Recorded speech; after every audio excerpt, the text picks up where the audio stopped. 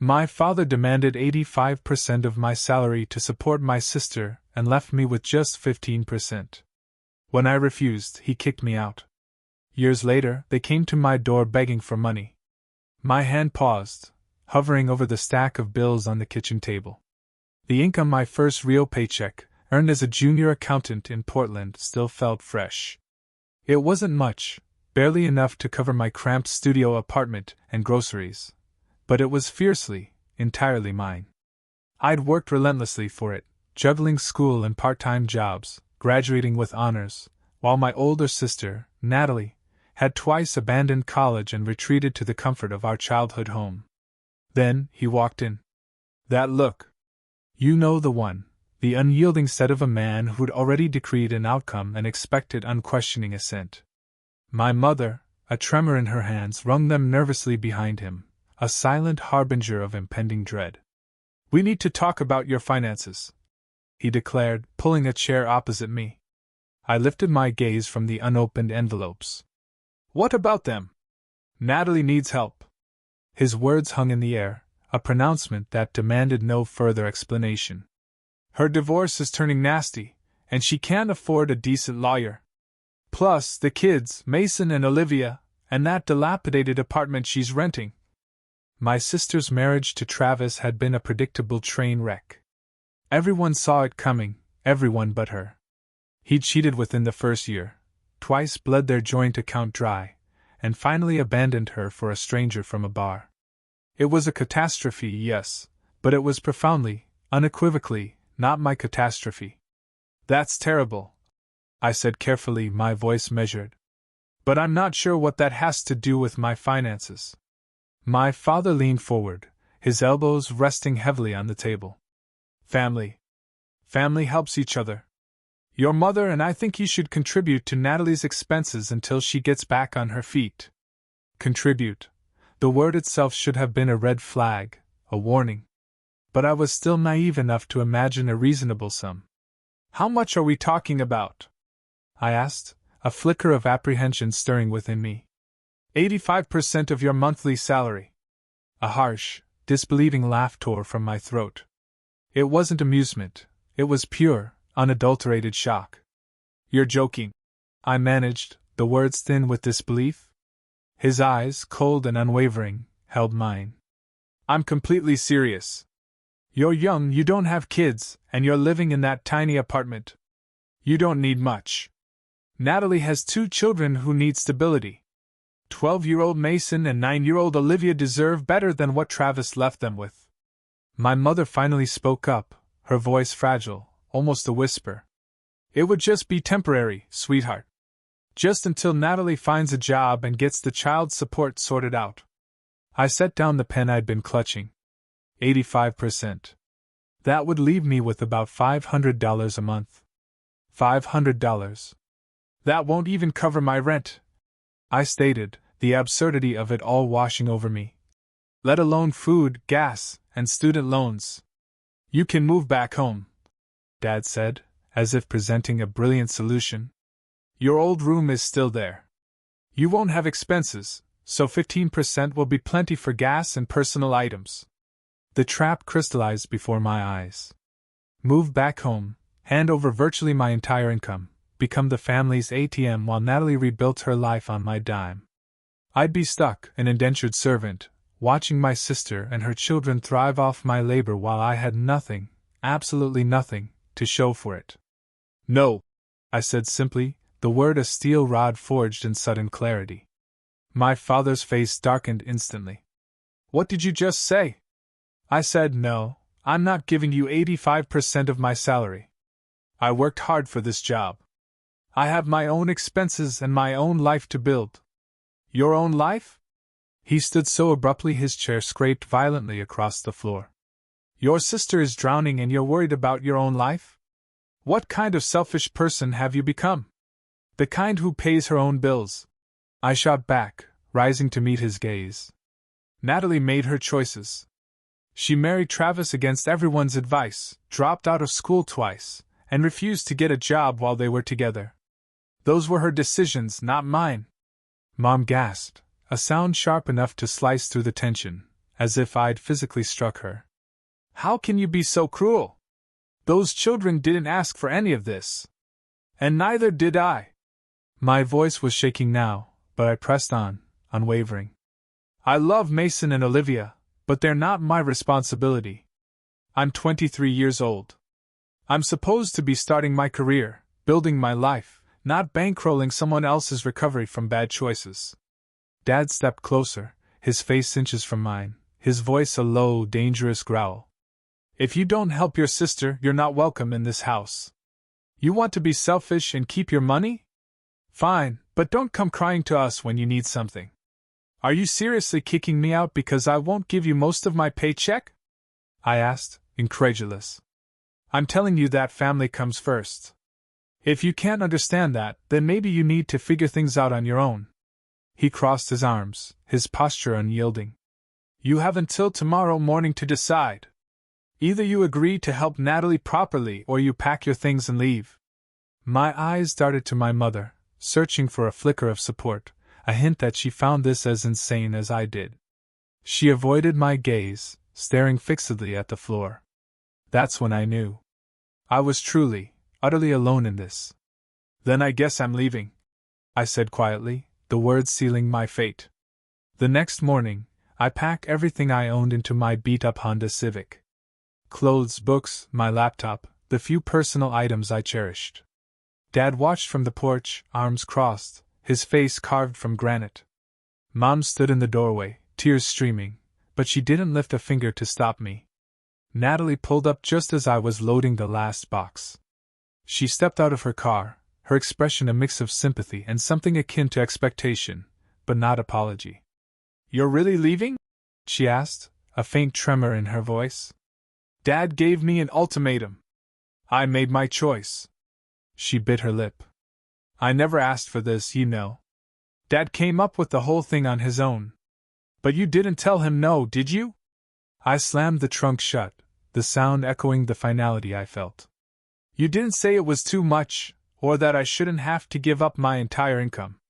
I have kids to feed," she said defensively, a familiar refrain.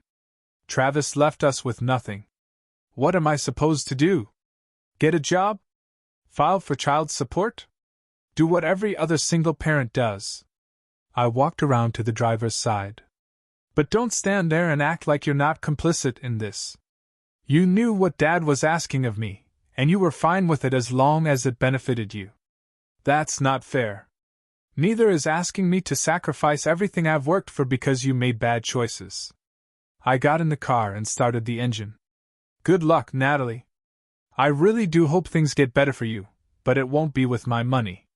I drove away without looking back, though I could feel their judgment, their disappointment, burning holes in the rearview mirror all the way down the street. The first year was brutal.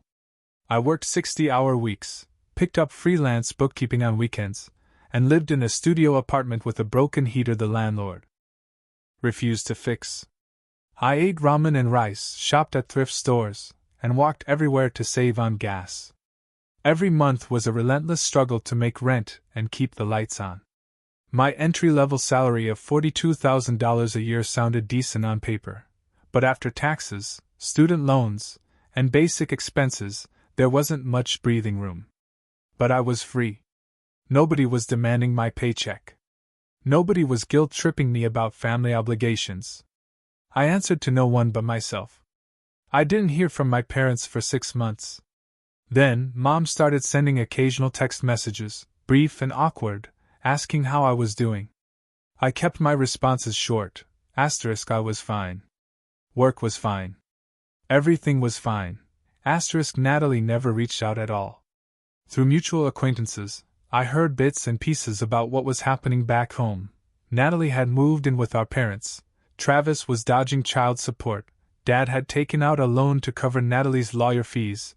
Mom was watching the kids while Natalie worked part-time at a grocery store. I felt a twinge of guilt whenever I heard these updates, but I pushed it down. Asterisk, I made the right choice. I had to believe that. Asterisk, by year 2, things started improving. I got a promotion at work and a raise that finally let me breathe a little. I moved into a better apartment with actual heating. I started building savings for the first time in my life. Small things, maybe, but they felt like monumental victories after everything I'd endured. Year 3 brought another promotion, this time to senior accountant. My salary had doubled from where I'd started. I began working toward my CPA certification, taking evening classes while maintaining my full-time job. The work was exhausting, studying for 4 separate exams while working full-time, but I loved it. I was building something real, something that belonged entirely to me. I bought my first new car, a practical sedan with good gas mileage and a warranty. I took a vacation to the coast and stayed in a real hotel instead of a hostel. I opened a retirement account and started contributing regularly. These might sound like normal things everyone does, but to me, they were miracles. Each one represented freedom, independence, proof that I'd made the right choice, even when it felt impossible. Year 4 was transformative. I passed all 4 sections of my CPA exams, joined a prestigious accounting firm downtown, and nearly tripled my original salary. I bought a small townhouse in a nice neighborhood, nothing fancy, but mine. I dated someone seriously for the first time since leaving home, though it didn't work out long term. I made new friends, people who didn't know anything about my family drama. To them, I was just someone who worked hard and enjoyed hiking on weekends. I liked being that person, uncomplicated and unburdened by the past. My mother's texts became more frequent during year 5, more pointed. She'd mentioned casually that Natalie was struggling, that money was tight, that it would be nice if I could help. I never responded to those messages. During year 4, something shifted in how I viewed myself. I'd spent so long proving I could survive that I forgot to actually live. A colleague at work, Brenda, noticed I never took vacation days and rarely joined the team for happy hours. "You're allowed to enjoy your success," she told me one afternoon while we were reviewing quarterly reports. "You don't have to keep punishing yourself for making the right choice." Her words hit harder than they should have. I realized I'd been living in survival mode for so long that I didn't know how to exist any other way.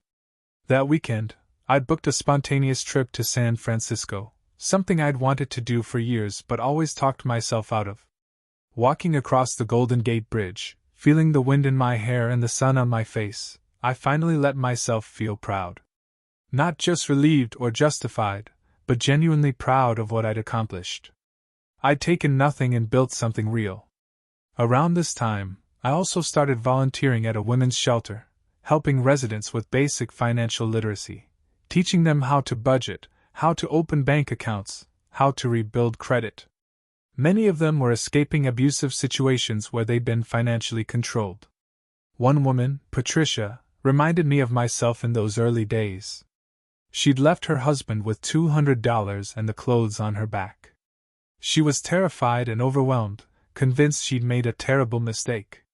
"You did the hardest part," I told her during one of our sessions. "You left. Everything else is just details you'll figure out one step at a time." She cried, and I understood completely. Sometimes you need someone to tell you that survival isn't weakness. It's the bravest thing you can do. Through the volunteer work, I met other women with similar stories. We formed an informal support group, meeting monthly for dinner and conversation. None of us were related by blood, but we became family in ways that mattered more. We celebrated each other's victories and supported each other through setbacks. One of the women, Danielle, got her nursing degree after 3 years of night school. Another, Kesha, started her own cleaning business and hired other women from the shelter. We were all building lives on our own terms, and it felt powerful to be part of that community. My career continued its upward trajectory into year 5. The accounting firm I worked for landed a major client, a tech startup going through rapid expansion. They needed someone to restructure their entire financial system, and the partners assigned me to lead the project. It was the biggest responsibility I'd ever been given, managing a team of 5 accountants and working directly with the startup's executives. The first few months were intense, 16-hour days and constant pressure. But I thrived on it. The startup CEO, a woman named Lauren who had bootstrapped her company from nothing, took me aside one day after a particularly grueling meeting. You remind me of myself 10 years ago, she said. Hungry, focused, unwilling to accept limitations. Whatever you're running from or toward, it's working for you. I didn't tell her the whole story, but I appreciated the recognition. She became an unexpected mentor, offering advice on negotiation tactics and career advancement that I couldn't have gotten anywhere else. When we successfully completed the financial restructure ahead of schedule and under budget, the firm's senior partners called me into their office.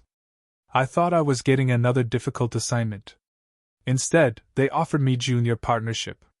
At 28, I became one of the youngest partners in the firm's history.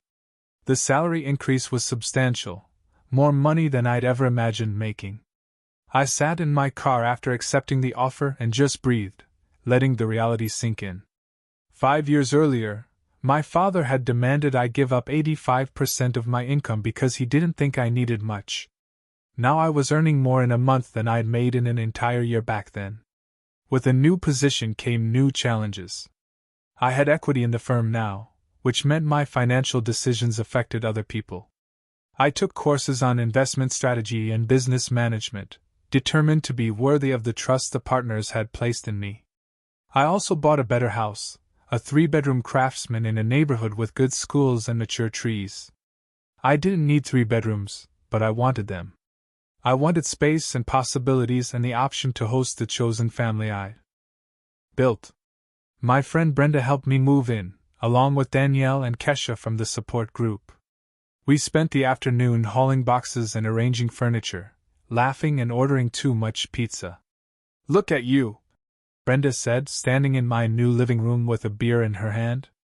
You've got the career, the house, the life. You did it. We did it, I corrected, gesturing to everyone in the room. None of us got here alone. That night, after everyone left, I walked through my empty house and felt something I hadn't felt in years. Complete peace. This was mine, earned through my own effort, untainted by obligation or guilt. I started dating again, too, though nothing serious. A few dinners here and there, some promising connections that fizzled out naturally. I wasn't in a rush. For the first time in my adult life, I was content being alone, which made me better company when I wasn't. One date, a teacher named Michael asked about my family over sushi. I gave him the abbreviated version. We're estranged. Complicated history. Nothing I want to get into on a second date. That must be hard, he said sympathetically. It was, I admitted. But I've built something better. Family isn't just about blood. He nodded like he understood, though I could tell he didn't really.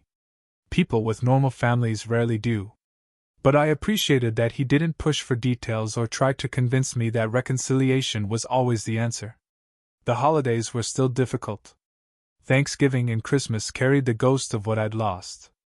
Even though I filled the days with friendships and volunteering, I'd spend Christmas morning at the shelter, helping serve breakfast, then go to Brenda's house for dinner with her family. It still stung. Her parents always welcomed me warmly, treating me like another daughter. It was kind, and I was grateful, but it also highlighted the absence of my own parents in sharp relief. One Christmas Eve, Brenda's mom cornered me in the kitchen while I was helping with dishes. You don't have to tell me what happened with your family, she said gently. But I want you to know that whatever it was, it's their loss. You're a remarkable young woman, and any parent should be proud to have raised you. I had to step outside after that, overwhelmed by unexpected emotion. I stood on their back porch in the cold December air, watching my breath fog in front of me, and let myself feel the grief I'd been pushing down for years. I grieved for the parents who couldn't see my worth beyond my earning potential. I grieved for the sister who chose the easy path over the right one. I grieved for the niece and nephew who barely knew me.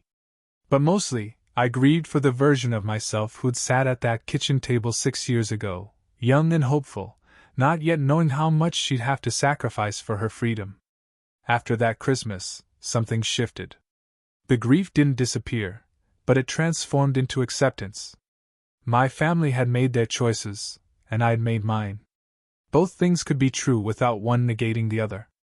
I threw myself deeper into work as year 6 began, taking on the most challenging clients and mentoring younger accountants the way Lauren had mentored me. I wanted to be the person for them that I needed when I was starting out. Someone who believed in their potential and pushed them to reach for more. One of my ments, a young woman named Ashley, fresh out of college, reminded me achingly of my younger self. She worked twice as hard as anyone else, stayed late without being asked, and constantly worried she wasn't good enough. "You're more than good enough," I told her after she'd successfully handled a difficult audit. "Stop waiting for permission to believe in yourself." She looked at me with such gratitude that I had to look away. I saw myself in her desperation to prove her worth, and it broke my heart a little. I also started investing more aggressively, building wealth that would carry me through retirement and beyond.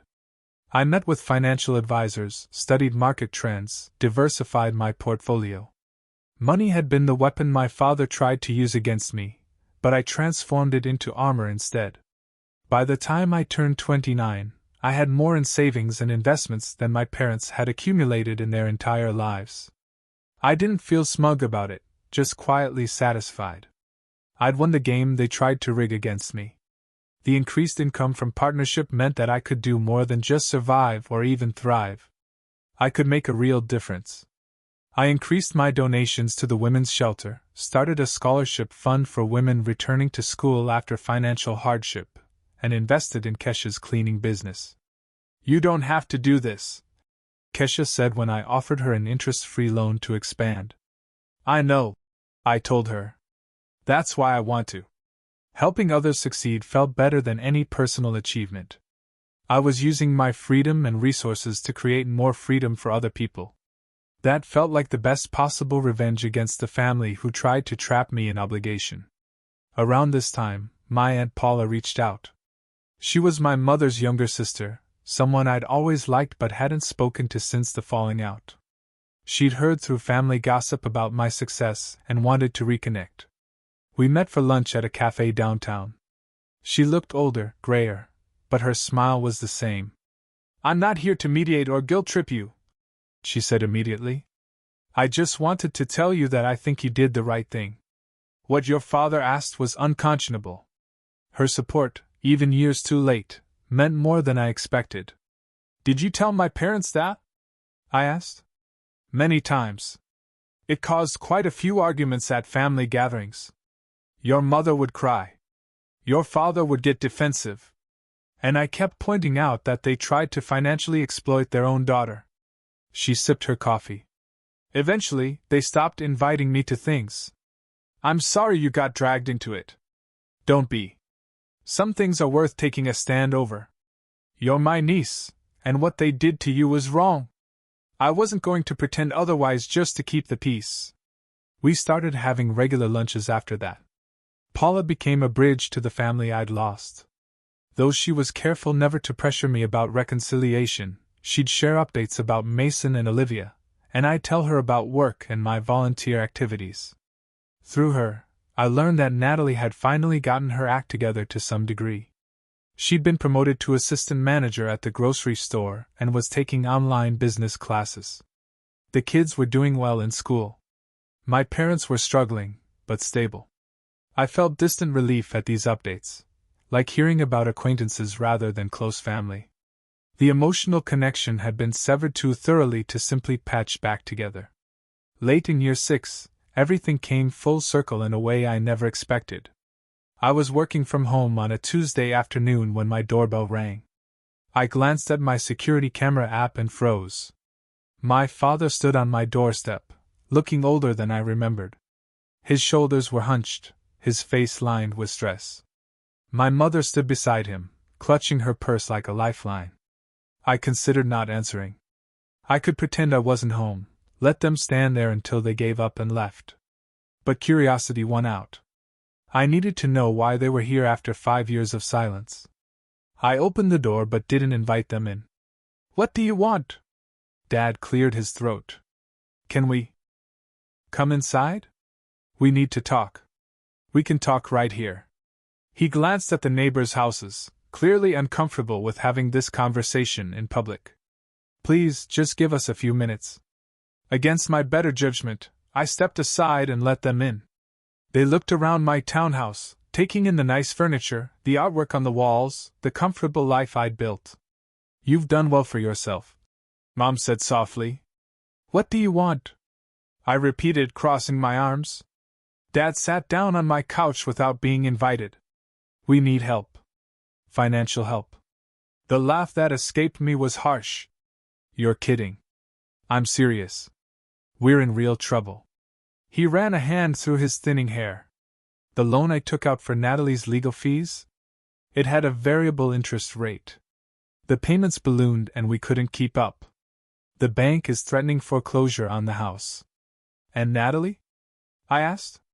"What about her? Isn't she helping?" Mom twisted her hands together.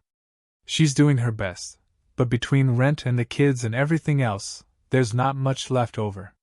Travis finally started paying child support, but it barely covers groceries." "So you came here?" I kept my voice flat, emotionless. "After 5 years of nothing, you show up asking for money." "You're our daughter," Dad said, and I heard the raw edge of desperation in his voice. "We made mistakes. I can admit that. But we're still family. We need you. You told me I wasn't welcome in your house unless I gave you 85% of my salary. You kicked me out for refusing to bankrupt myself for Natalie's problems." The words came out cold and measured. "Now you want me to save you from the consequences of your own choices." "We were wrong," Mom said, tears streaming down her face. "We should have supported you. We should have been proud of how hard you worked instead of asking you to sacrifice everything. But please, we're losing the house. We have nowhere else to turn. You had 5 years to apologize. 5 years to reach out and rebuild our relationship. Instead, you only contacted me when you needed money." I walked to the door and opened it. "The answer is no." Dad stood up, his face flushing with anger. "After everything we did for you, we raised you, fed you, paid for your education. You paid for the state school I chose because it was affordable." I interrupted. "I worked 3 jobs to cover living expenses because you spent all your savings on Natalie's wedding and her first tuition before she dropped out. Don't rewrite history to make yourselves look better. Please," Mom begged. "We're desperate. If we lose the house, we'll have nowhere to go. Natalie and the kids will be homeless. Natalie is a grown woman with a job. She can find an apartment like everyone else." I gestured to the open door. "You need to leave now. You've become heartless." Dad spat. "Money changed you into someone I don't even recognize." "No, Dad. Money freed me from people who only valued me for what I could provide. There's a difference." They left without another word, my mother sobbing into her hands as Dad led her to their car. I watched them drive away, then closed the door and leaned against it. I didn't feel guilty. I didn't feel sad. Mostly, I felt tired. 3 weeks later, I got a call from an unknown number. Against my better judgment, I answered. "This is Angela from Natalie's phone." A woman's voice said. "I'm her neighbor. Your sister wanted me to call because she's afraid you won't answer if you see her number." "What does she want?" "She wants to talk to you." "Just to talk, she says?" "No money, no favors. She has something she needs to say." I almost hung up, but something in the woman's voice made me hesitate. "Put her on." There was a rustling sound, then Natalie's voice. "Thank you for not hanging up. You have 5 minutes." "I'm sorry." The words came out in a rush. "I'm sorry for letting Dad pressure you like that. I'm sorry for not standing up for you. I'm sorry for being a coward who took the easy way out and let you be the villain." I didn't respond, waiting to see where this was going. "After you left, things got worse before they got better. Travis kept dodging child support. Dad's loan payments kept increasing. Mom had to get a part-time job at 62 because they were drowning. And through all of it, they kept talking about how ungrateful you were, how selfish you'd become. And you believed them at first? Yeah, it was easier than admitting I was the problem. But watching them struggle, watching everything fall apart, I realized something. If I'd just gotten my act together from the start, none of this would have happened. I made the mess. You were right to refuse to clean it up. Is this your way of asking for money? No. She sounded exhausted. This is my way of telling you I don't blame you for saying no when they showed up. You don't owe us anything. You never did. I just wanted you to know that at least one person in this family understands why you left and why you won't help. What are you going to do about the house? Mom and Dad are selling it. Downsizing to a small rental and rebuilding from there. I'm getting a second job and looking for cheaper childcare options. We'll figure it out, same way you did. She paused. I don't expect forgiveness or for us to have a relationship. I just wanted to tell you the truth. I appreciate that, I said carefully. For what it's worth, I do hope things improve for your kids. They didn't ask for any of this. Neither did you. She hung up before I could respond. I set down the phone and stared at it for a long time. 6 months passed before I heard anything else. This time, it was Mom who called from her own number. I debated ignoring it, but curiosity got the better of me again. What? I answered. I'm not calling to ask for money, she said immediately. I'm calling to apologize. Really apologize. Not just because you want something? I'm listening. We lost the house. We moved into a 2-bedroom apartment in a cheaper part of town. Your father took a part-time job doing inventory at a warehouse. Natalie is working 60 hours a week between 2 jobs. She took a shaky breath. It's hard. Really hard. And it made me understand what you went through when you first left. And you were right. We had no right to ask what we asked of you. We had no right to kick you out for saying no. I was a coward for not standing up to your father, and I've regretted it every single day for 5 years. Why are you telling me this now? Because I want you to know the truth before it's too late. Your father had a heart attack last week. He's okay, but it scared me. I realized I might not have much time left to make things right with you, even if right just means acknowledging how wrong we were. My chest tightened. Is he going to be okay? Yes. The doctors say he needs to reduce stress and change his diet, but he'll recover. The experience changed him, though. He's been different since he came home from the hospital. Different how? Quieter, more reflective. He keeps talking about regrets and mistakes.